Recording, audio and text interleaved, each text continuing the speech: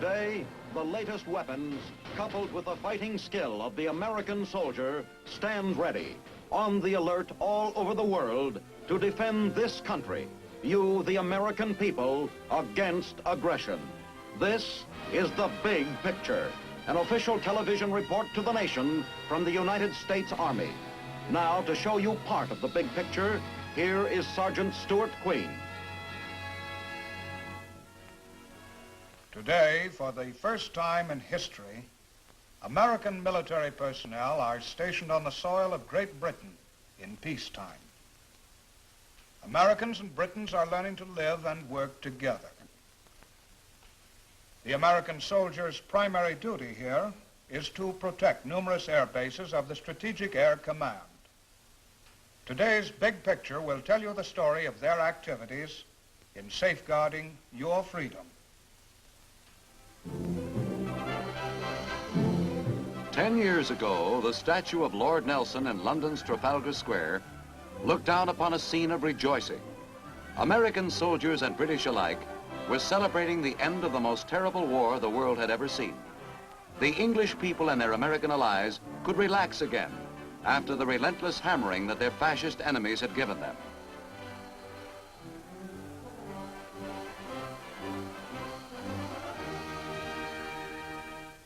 Britain began to clear up war's ruins and to plan rebuilding for peacetime pursuits. The American soldiers' job was done. They had helped Europe to maintain her freedom when imperiled by totalitarian aggression. Now they were no longer needed.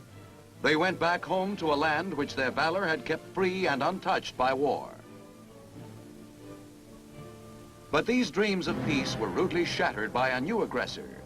All over Europe, agitators for communism tried to capture the minds of the people. Meanwhile, Russia went ahead engulfing lands and peoples just as the Nazis had. Without resorting to open warfare, the Soviet Union gobbled up one small nation after another, until her forces encroached directly on the rest of Europe. Meanwhile, in Washington, D.C. in 1949, representatives from 11 of the free nations bordering the Atlantic assembled to form with the United States the North Atlantic Treaty Organization, an alliance to protect human freedom against aggression within their area.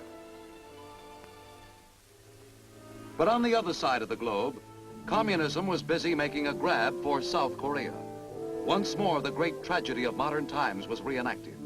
Simple, inoffensive people were crushed by the juggernaut advance of a dictatorial power simply because they happened to be in the tyrant's path. In the Orient, as in Europe, a ruthless and powerful force was sacrificing innocent human beings to its insatiable greed for international power. Once again, as before within our troubled era, peaceful people were sent forth as wanderers on the face of the earth.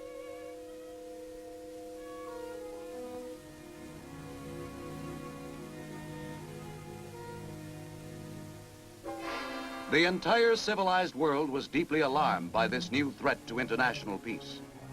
The free nations mustered their troops to parry the latest blow of predatory communist aggression. Years of bitter fighting followed.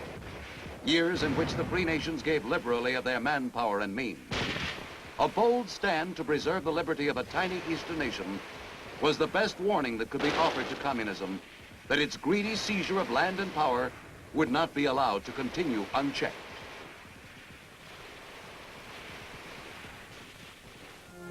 Finally, the aggressor was halted, and a truce was signed at Panmunjom. Yet men of goodwill felt that this truce was but a pause in the hostilities.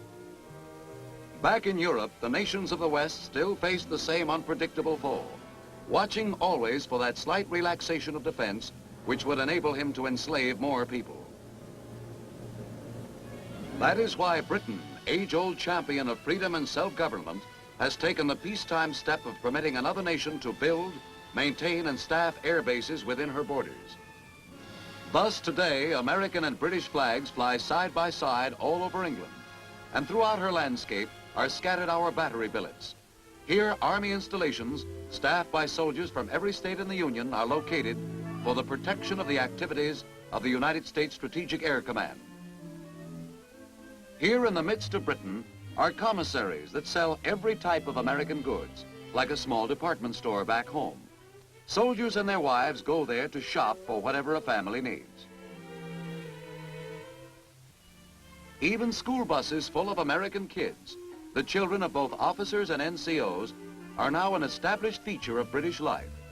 Borne off by bus to a strictly American education, these children have the additional advantage of learning a foreign country's ways. But somehow, in spite of everything, they remain as American as the kids you know in the next block. These kids' fathers go to school here too, to gunnery school, where they learn how to operate the most recent type of anti-aircraft gun. Instructors break down for these rookie gunners the scores of highly involved techniques and practices that must all coordinate and run like clockwork before gunners can hit a target. Typical of the installations maintained and staffed by U.S. forces is Fairford Air Base. At this B-47 jet bomber base, a simulated alert has just been sounded, and the post is a hive of activity as each man makes for the truck. Quonset huts are emptied fast while crews turn out on the double. A 24-hour alert is maintained at every airfield, and the men expect to be routed out at any time to protect the base. Things move fast in these days of highly mobile armies. The object is to get there before your opponent. No time is lost on the road getting from quarters to the gun installations. Guns are located at strategic spots around the airfield. Each crew makes a beeline for its particular gun. One of the automatic 75mm sky sweepers which cover the B-47's runways. Here is a new weapon, a grim threat to any enemy. Sky sweepers can locate and train on a hostile plane a full 15 miles away, can hit a target at 4 miles. Running a sky sweeper is a complicated operation, demanding the close coordination of a number of interlocking units. First comes the radar unit, continually scanning the skies. Radar reacts and notifies the gunners of the faintest sign of a distant plane approaching. Rain or shine, clear or cloudy, reliable radar sees right through all weather conditions. Next comes the computer crew. Their roving periscope latches onto any air target within sight. Then power controls direct the gun. Off to one side, another observer has his eye peeled. The target selector is on the watch, along with the other 2 units. Other men behind the gun include those who maintain telephonic communication between the various units. Only in this way can they function smoothly together, with each unit playing its part in the total operation of winging an enemy plane. When a gun points to a target, every member of the team works together as one under the supervision of the crew sergeant. It is the sergeant's job to oversee the entire operation and make sure that everything adds up to a hit.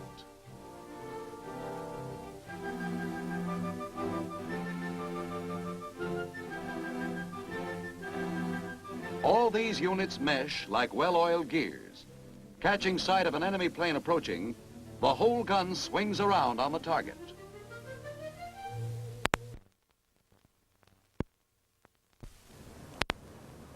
Today, when the B-47s go down the runway, they can feel they are securely covered by the newest kind of AA gun, manned by picked, trained personnel. A practice alert is a tense ordeal, which helps work up quite an appetite. Cooks with cans of chow are a welcome sight. Hungry men don't lose any time in getting into that chow line. The American Army takes deserved pride in the fact that its soldiers are the best fed in the world. Our soldiers get a balanced ration, more scientifically planned than the diet of most of our civilians, and all those calories and vitamins go down well. Back on the post, muscles and nerves grown stiff and rigid during an alert are soon put into condition with a few calisthenics. Keeping the soldiers fit is a full-time job, just as important as feeding them, and special instructors devote their energy to doing this at regular intervals. Mind as well as body needs exercise. That's why England's famed universities have worked out an arrangement through our University of Maryland, whereby American soldiers may avail themselves of the privilege of attending Oxford or Cambridge during off-duty hours. Soldiers find that British colleges are much more formal than ours are. Professors over here dress in academic robes, the way our own scholars dress only at commencement exercises. Many an American soldier has had his educational horizons widened by this introduction to old world culture. So popular are these courses that there is a long waiting list for admission. But it is at the traditional games that Americans get perhaps their deepest insight into the British national character. This game of rugby, forerunner of American football as played at Oxford, is the training ground of British courage, the source of the famous phrase, playing the game. This tradition of sportsmanship exemplifies, as well as any of the customs which our two nations share, why Britain and the United States stand solidly together for the principles of fair play. The English-speaking nations have always felt that good sportsmanship is one of their basic principles. The important thing is not just to win, but to win by fair means.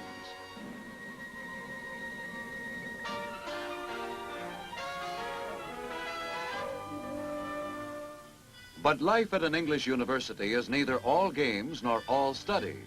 The lighter side of things has its place, and our men, like English undergraduates for the last 400 or 500 years, occasionally put aside their books and take a holiday from the academic grind.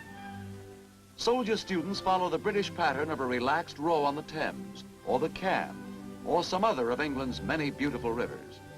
The English universities are happily situated for taking such a pleasure jaunt during the college vacations.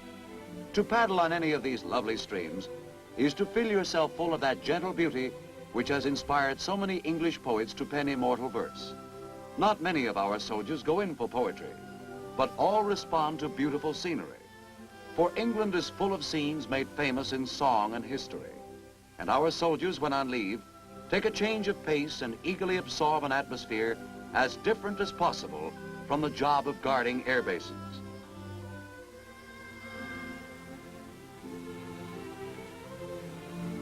No one who has ever seen the English countryside can forget it.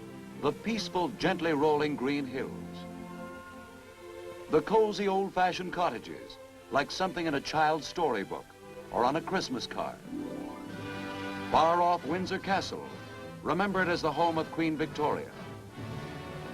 City as well as country has much to say to soldiers on tour. They get to know Trafalgar Square, center of the city of London.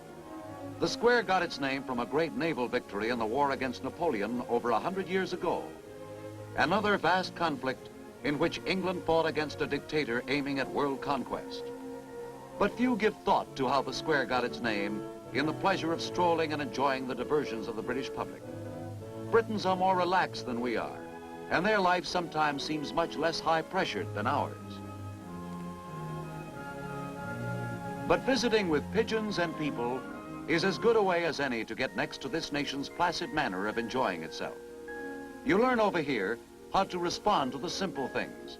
Many a soldier brings back to his homeland, from such quiet and undramatic moments as this, a riper knowledge of the mutual understanding that binds two great nations together.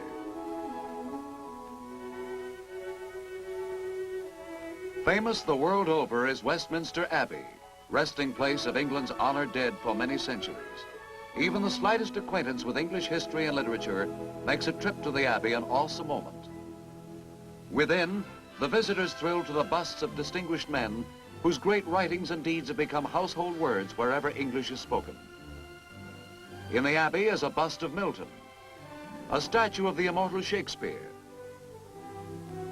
Along the River Thames in London, the soldiers glimpse one of the most famous vistas in the world, those Gothic towers known everywhere as the Houses of Parliament. They are told that here is where representative government started, for Britons were the first people of modern times to rule themselves. Here also stands a great clock, the famed Big Ben, its tower dominating the scene. Big Ben has become world famous as a kind of international symbol for the City of London. A glance at Parliament in session tells the visitors where America got some of her ideas on representative government. And on Parliament's wall, a mural of the signing of the Magna Carta lingers in our visitors' memories as they walk away. For this ancient episode foreshadowed America's much later Declaration of Independence. It's exciting to stroll here, realizing that you are in the center of the British Commonwealth of Nations, a group of nations all over the globe, held together by mutual consent. This is their capital. This entire district, called Westminster, is the hub of the British Commonwealth, and the visitors don't intend to miss any of its points of interest. Everybody has heard of number 10 Downing Street, official residence of the Prime Minister, a house world famous as the living quarters of such great statesmen as Disraeli, Lloyd George, and Winston Churchill. No serious visitor to London has ever missed a glance at this famous unpretentious door at which kings and presidents have paid their respects. Another must among London residences is Buckingham Palace, traditional home of Britain's king and queen for generations. For all their love of self-government, the English people still deeply cherish the traditions of royal pomp and ceremony. Soldiers on guard duty dress as they did 100 years ago, all of which is something of a novelty to today's quietly clad American soldiers. But however theatrical they may consider British dress uniforms to be, Americans somehow never fail to get a kick out of them and to send the folks a picture.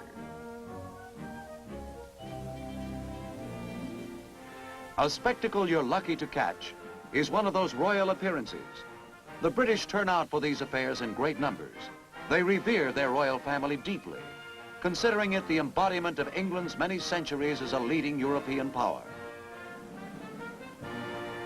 Britain's Queen is still one of the eminent personages in today's world, a great lady ruling a great land. It's a fine town, London, and there are a host of things to be seen in it. But every once in a while, a man has to slow down and take a breather, and maybe think over some of the myriad impressions that have been crowding in on him. History, literature, royalty, they're all here, contained within a few square miles, and you will take these impressions back to the post and back home, and remember them all the rest of your life. Another bit of pageantry that our boys respond to is the changing of the guard at Westminster, one of the most famous military rituals in the world, and one which no visitor wants to miss. Here again, Britons appear in the colorful uniforms of another century, with all the stateliness of the historic past. Guardsmen are used to being stared at. Some say they like it. Modern soldiers functioning in today's mechanized world find no military significance in this elaborate ceremonial, but it's still a swell show, something like a parade back home to American eyes.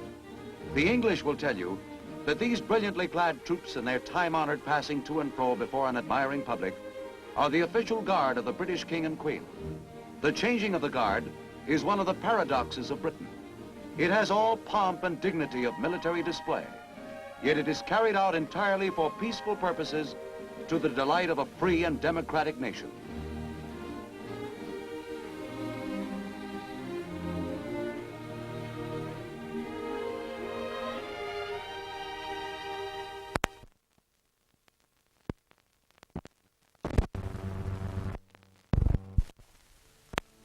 But British life isn't all tradition and ceremony. Strolling about, the soldiers are told that London continues to be one of the world's great banking centers. It's a shopping center, too, where the streets radiate out from Piccadilly Circus. The name this public square was given by the ancient Romans many centuries ago. No trip to London is complete without a look at some of those internationally famous British shops, each with its own particular specialty. Now is a fine time to inspect some of the products which Britain advertises the world over, whose quality and reliability make every man want to possess them. Soldiers find that British salespeople are more impersonal and less high pressure than ours, but in their quiet way, they give you service as impeccable as their merchandise. You also find the famous London motor buses are as good as they're cracked up to be, safe in operation, courteously run. The conductors on these vehicles are glad to tip you off about points of interest, and they'll tell you not to miss seeing London after dark.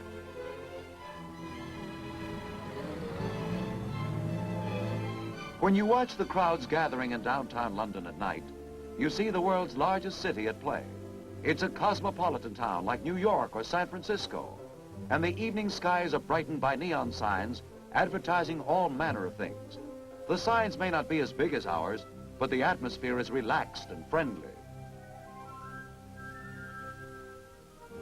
But while those on leave vacation and absorb English ways, men back on such posts as Mildenhall are fully occupied.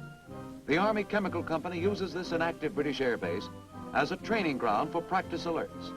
The Chemical Company's job is to lay a smoke screen to hide vital points in an air base from enemy bombers. They take off for the base in jeeps, hauling their smoke-producing equipment along with them.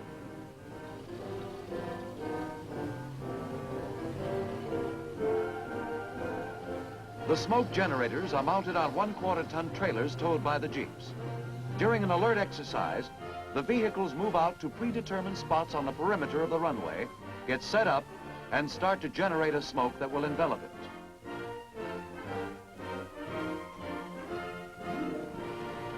Within a few minutes of the alert, the entire field can be covered by this smoke screen.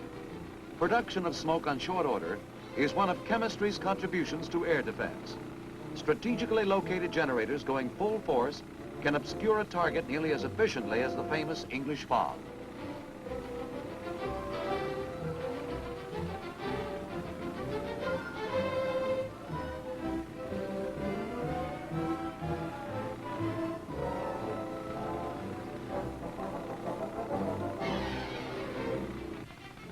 The advantage of a mobile unit is that if the wind changes and blows the smoke away, the unit can run to the other side of the field and there lay a new screen. A chemical company in action turns a landscape into a scene from Dante's Inferno in a slight matter of minutes.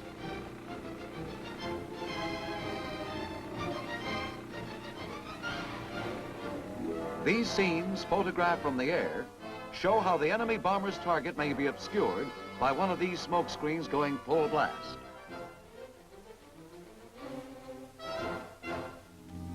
Northwest of London is yet another link in our chain of air defense. Bushy Hall, headquarters of the 32nd AAA Brigade, located on a narrow strip of land between a golf course and a British boys' school.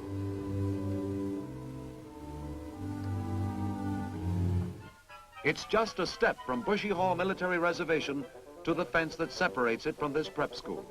Over the barrier, you can often see a soccer game in progress. Soccer reminds the viewer of that famous remark of the Duke of Wellington, that Britain's wars are won on the playing fields of England, meaning that games like these train English boys to grow up into adults who won't submit to defeat.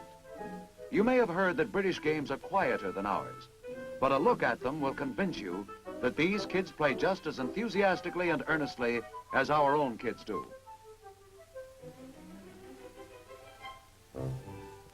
Near the 32nd Brigade's headquarters is Weybourne, a British range on the North Sea, which we share with them. Here, to keep gunners in fighting trim, a new device has recently been introduced. When guns at Weybourne sweep the skies, they are sighting a target that looks like the real thing. This is the radio-controlled aerial target called by gunners the RCAT, a model gasoline engine plane 12 feet long. So built as to be dropped by parachute when hit by AA gunfire, the RCAT takes off from a long ramp from which it will rapidly zoom skyward to target position.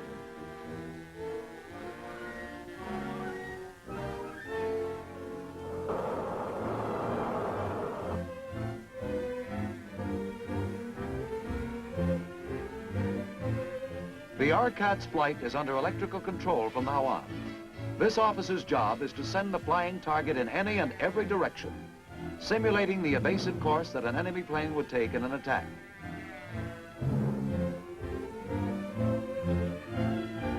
It's up to the captain to give these gunners a tough target to hit. Now the men behind the gun get a chance to show what those long weeks of training have done for them.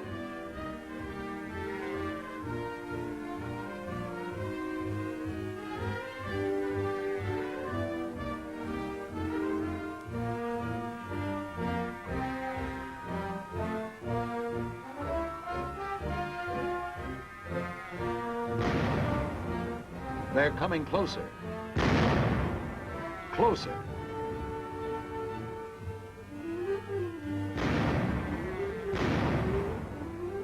A hit. Down plummets the Arcat from the skies, a grim indication of the fate any invading plane will meet. Saved by their parachutes, Arcats are repaired for use again. Once one is down, another takes to the sky to keep the crew jumping.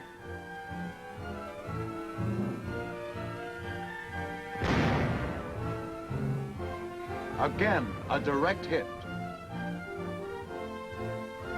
And the gunners take a bow. Today, Quonset huts like these dot the landscape from one end of England to the other. And Britons going about their daily tasks may at any time hear an alert and see troops from a friendly nation hastening off to an airbase to blaze away at a target. All this is something which no Englishman would have believed possible 20 years ago. Now it is an everyday occurrence throughout the British Isles. For the two great English-speaking nations are once more standing together to uphold the security of free men. On many a windswept English field today, American soldiers are cooperating with the British, knowing that our aim is the same as theirs, to stand ready to defend the peace in these perilous days when an aggressor may strike from the skies without warning. That is why American soldiers train in British fields today. For our nation has come to realize that America's first line of defense is no longer her coastline, but anywhere in the world where human freedom may be imperiled.